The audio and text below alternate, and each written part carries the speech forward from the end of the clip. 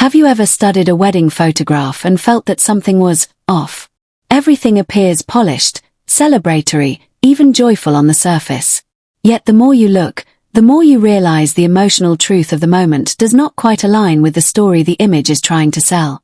That uneasy feeling is exactly what many viewers experienced when photographs from Logan Brown's wedding began to circulate.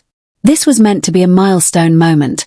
The eldest Brown son, long regarded as the steady backbone of the family, marrying his partner Michelle in a ceremony that symbolized independence, maturity, and closure. And yet, behind the smiles and carefully framed shots, there was an unmistakable undercurrent, a visible shift in power that had been building for decades. At first glance, the wedding looked idyllic. Logan and Michelle were radiant. The setting was warm and celebratory. Friends and family gathered to honor a relationship that had been deliberately kept outside the chaos of reality television. But then attention shifted to the background, to the man who was supposed to represent patriarchal pride. Instead of commanding the room, he appeared tentative, withdrawn, almost peripheral. The question quickly became unavoidable. Why did Logan, not his father, feel like the central male authority in that space? Observers noted that Logan moved through the room with quiet confidence. People gravitated towards him naturally. Conversations flowed around him. There was respect, not demanded, but given freely. Meanwhile, his father appeared stiff, guarded, and oddly disconnected, seated beside Robin with the posture of someone unsure of his place. It did not resemble the presence of a proud father watching his firstborn begin a new chapter. It looked more like a man trying not to draw attention to himself. This visual contradiction struck a nerve because it directly challenged the long-standing narrative that has underpinned the Brown family dynamic. For years, authority was asserted rather than earned. Leadership was proclaimed, not demonstrated.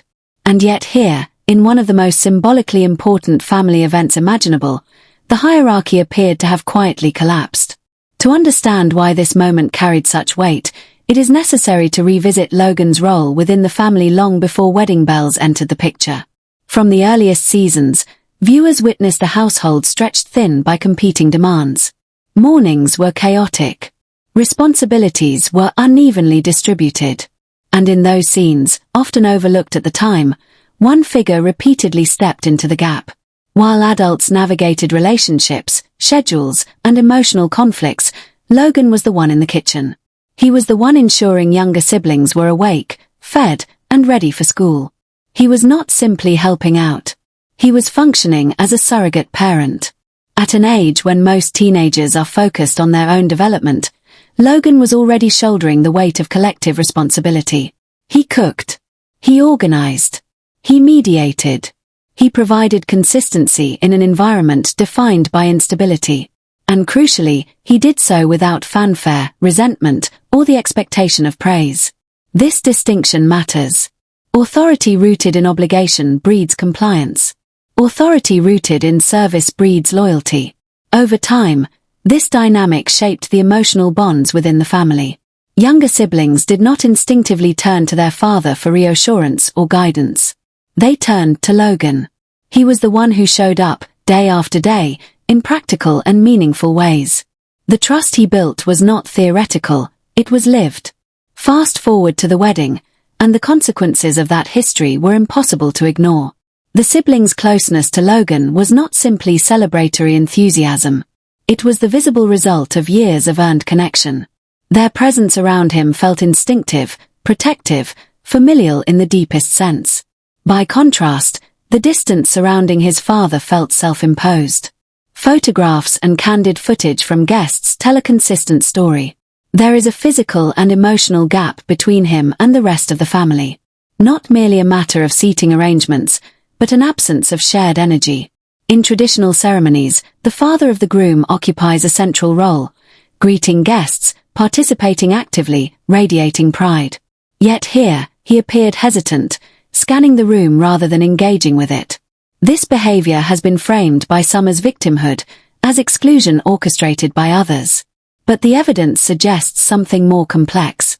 Rather than being pushed out, he seemed to have withdrawn, constrained by circumstances he could no longer control.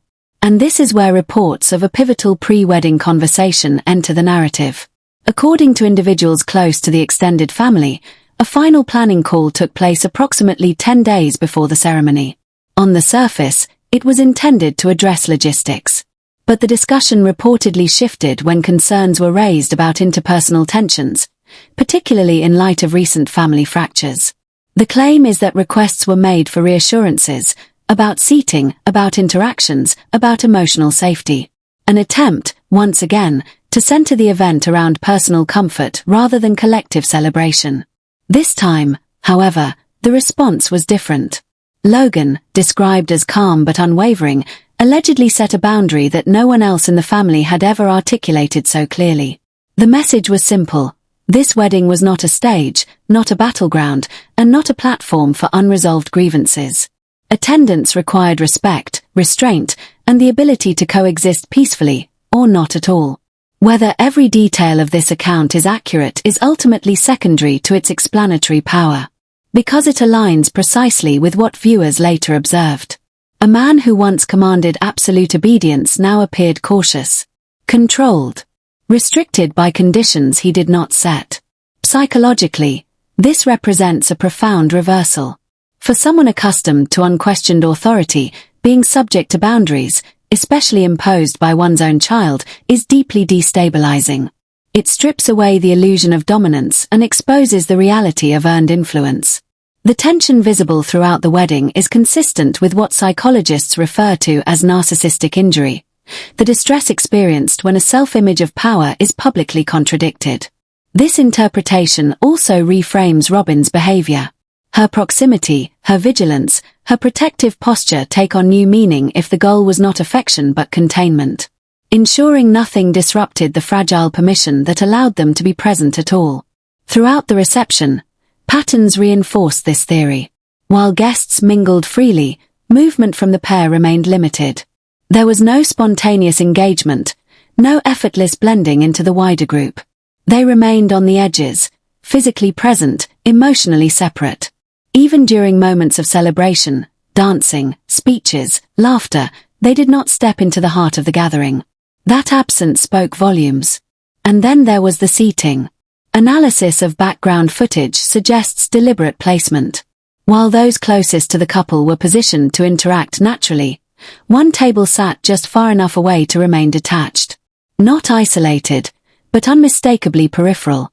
Close enough to be seen. Too distant to influence. If intentional, it was a masterclass in boundary setting. In the next phase of this deep dive, attention shifts away from the ceremony itself and towards what many longtime observers believe was the true pressure point of the wedding weekend, the rehearsal dinner. Because in families like this, the real conflicts rarely unfold under formal spotlights. They simmer in side rooms, over drinks, in moments where control slips and masks begin to crack. By the time the wedding day arrived, the tension visible on certain faces did not appear spontaneous. It looked rehearsed, restrained, and deeply internalized, the aftermath of something that had already gone wrong. Based on a combination of social media activity, time-stamped posts from guests, and consistent accounts circulating among those close to the family orbit, a picture begins to emerge. And if these accounts are even partially accurate, the wedding itself was not the beginning of discomfort, but the final act of a power struggle that had reached its breaking point the night before. The rehearsal dinner, according to multiple theories within the fandom, was where fantasy collided with reality. For years, certain members of the family had existed inside a carefully maintained bubble, emotionally insulated, selectively present, and increasingly disconnected from the wider group. That insulation could not survive a wedding weekend. A rehearsal dinner forces proximity. It removes hierarchy. It strips away curated distance. And for someone accustomed to being deferred to, that can be deeply unsettling. Reports suggest that the father of the groom arrived at the rehearsal dinner with a very specific expectation, that he would be treated as the central figure. In his mind, this was his moment to reassert relevance, the patriarch returning to his court. Yet the atmosphere waiting for him was nothing like he had imagined. Instead of a family eager to greet him, he encountered something far more destabilizing: unity without him. Christine, Yanel, and their children were already together, relaxed, animated, laughing. There were shared jokes, easy conversation, and a sense of belonging that did not require performance. They were not looking around for approval. They were not waiting for permission to enjoy themselves. They had moved on. According to insider accounts, an attempt was made to command attention by settling at a table and waiting for people to come over, to acknowledge presence, to pay tribute. But no one came. The gravity of the room did not shift. People stayed where they felt safe. They stayed with Logan. They stayed with their mothers. And that is where the psychological rupture occurred. Because for someone who equates authority with obedience, indifference is intolerable. This moment reportedly set the stage for what has since been described as the passive-aggressive gift incident, a detail that, while seemingly small, carries enormous symbolic weight. Rumors suggest that the contribution offered to the couple was unexpectedly minimal, or possibly accompanied by conditions. Not generosity freely given, but leverage disguised as support. The implication is that money was once again used as a tool, an attempt to reclaim relevance, influence the guest list, or secure visibility. A familiar tactic. Except this time, it failed. Logan, by all accounts, refused the leverage. Having built a stable, independent life away from the chaos of television and control, he reportedly made it clear that financial strings were unwelcome. The wedding would proceed on the couple's terms, or not at all. This refusal represents one of the most profound narcissistic injuries imaginable. When control through money no longer works, the illusion of power collapses. And from that point onward, the emotional withdrawal visible throughout the wedding weekend begins to make sense. The man who once dominated every family milestone had realized he had no bargaining chips left. But the dynamics did not end there. Throughout the rehearsal dinner and into the reception, attention turned to Robyn's behavior, not as a passive participant, but as an active regulator of emotional risk. Observers noted how closely she remained by her husband's side, rarely mingling, rarely engaging independently with others. This was not social anxiety. It was containment. There is a widely discussed psychological interpretation that positions Robyn as an emotional handler, someone acutely attuned to the warning signs of escalation. She knows when an ego has been bruised. She knows when resentment is fermenting. And she knows how quickly things can spiral when alcohol, humiliation, and entitlement collide. Witnesses claim that she rarely left his side, physically anchoring him in place. Not encouraging participation, but preventing confrontation. Because if he felt disrespected, truly disrespected, the risk of a public scene was real. In that context, her presence becomes less about affection and more about damage control. Then there is the now infamous beer burrow moment. What was meant to be a light-hearted, joyful detail, a donkey serving drinks, embraced by guests as a playful celebration, reportedly became another emotional fault line. While others laughed, posed for photos, and enjoyed the novelty, there are claims that disparaging remarks were made about the expense or absurdity of it all. This behavior aligns with a classic narcissistic response. Devalue what you do not control. When the celebration is not centered on you, undermine it. When joy excludes you, diminish its worth. It is not about the donkey. It is about relevance. The contrast between generations could not have been clearer. The adult children value connection, shared experience, humor, and emotional safety. The older generation, or at least one part of it, appears to prioritize hierarchy, status, and centrality. And this is where Logan's psychological profile becomes essential to understanding the shift. As the firstborn son in a polygamous household, Logan carried an invisible burden from an early age. He witnessed the lean years. He saw the emotional labor his mother performed. He observed how resources shifted, how attention became selective, and how responsibility quietly transferred to him. This phenomenon has a name: parentification. Parentification occurs when a child is forced to assume adult responsibilities prematurely. While often harmful, in Logan's case it appears to have forged resilience, emotional intelligence, and a leadership style rooted in service rather than dominance. Where chaos existed, he created structure. Where noise prevailed, he offered calm. Where selfishness surfaced, he responded with selflessness. The siblings recognized this instinctively. When conflicts arose, they did not reach out to authority. They reached out to stability. They called Logan. He became the family's emotional constant, not by decree, but by reliability. By his mid-20s, he had effectively assumed the role of elder, a position traditionally earned through wisdom and consistency, not age alone. This context reframes the much-rumored private family conversations before the wedding. Reports suggest that Logan spoke not only to his father, but also to Yanel and Christine. His goal was not confrontation, but preservation. He wanted the wedding to remain a sanctuary, not another battlefield in a long-running emotional war. The theory is that boundaries were set deliberately. And then there is the question that refuses to disappear, the speech. At most weddings, tradition dictates that the father of the groom stands, raises a glass, and offers words of pride, gratitude, and blessing. It is not merely a formality, it is a symbolic transfer, a public acknowledgement of lineage and legacy. That is why the conflicting accounts surrounding the toast at Logan's wedding are so revealing. Some guests claim a speech did occur, but describe it as remarkably brief, distant, and strangely impersonal, the kind of remarks delivered out of obligation rather than emotion. Others insist there was no speech at all, that he was never included on the official program. In the world he has long inhabited, that omission would not be minor. It would be a profound insult. To deny him the microphone would be to deny him relevance. And if that is what happened, it explains the expression that appeared repeatedly throughout the evening. The tight jaw, the forced smile, the unmistakable air of someone being tolerated rather than celebrated. Being told you cannot speak when you believe you are entitled to be heard is not just frustrating, it is destabilizing. For someone who has built an identity around commanding attention, silence becomes punishment. This leads directly to another critical factor in understanding the power shift: money. For years, financial control functioned as leverage within the family. Decisions flowed through whoever held the purse strings. But Logan and Michelle disrupted that system entirely. They funded much of their own wedding. They paid their own way. And in doing so, they removed the final thread of influence. Financial independence is not just practical, it is symbolic. When you pay for your own milestones, you answer to no one.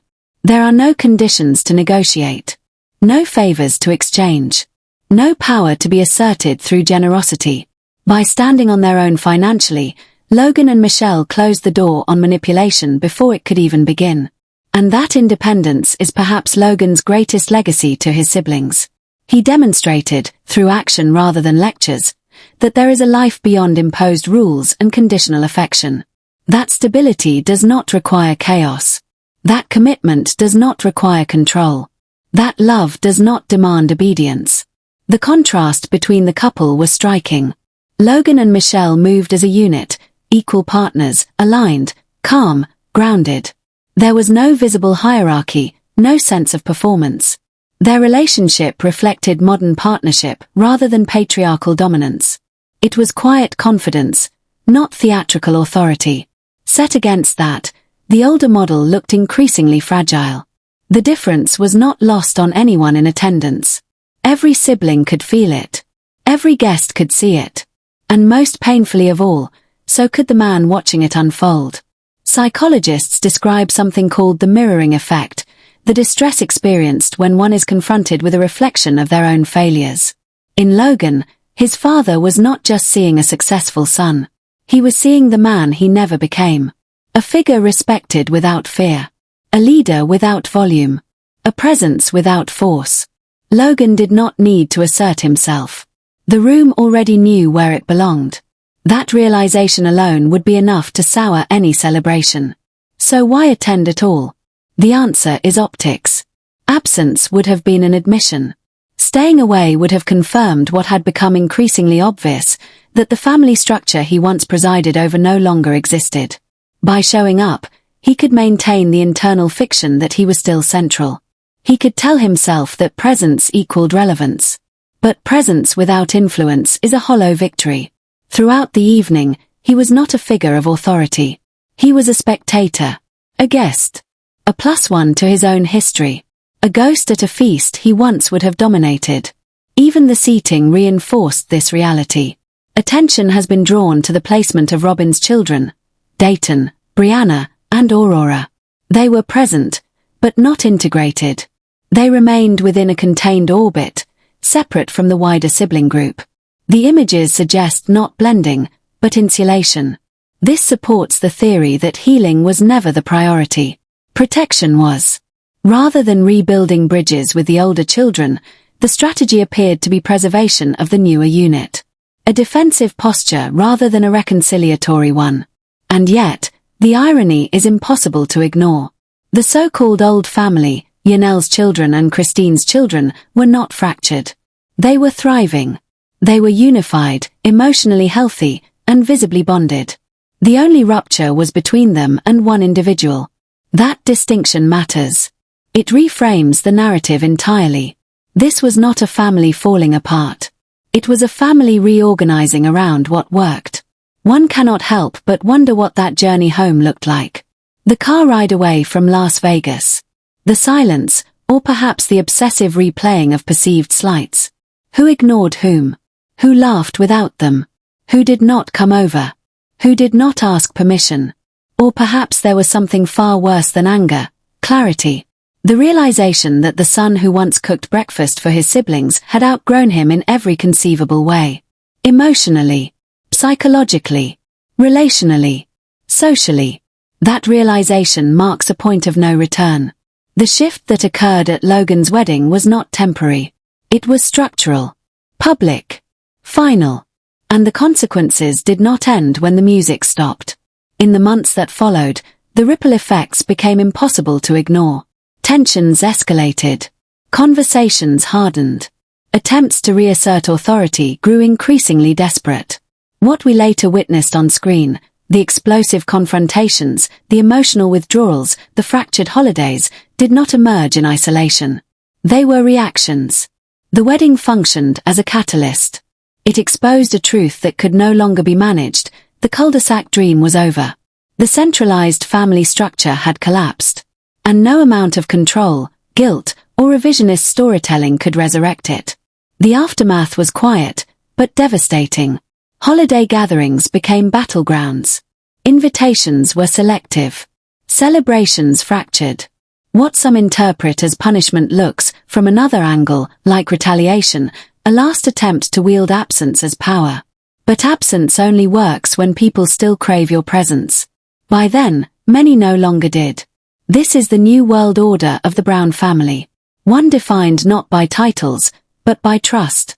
Not by hierarchy, but by history. Not by volume, but by consistency. The patriarchal role did not vanish. It was simply reassigned. Logan never asked for the crown. He did not challenge for it. He did not announce it. He simply lived in a way that made leadership inevitable. And that is the most painful truth of all. Power is not taken. It is given. And once it is given elsewhere, it is almost never returned.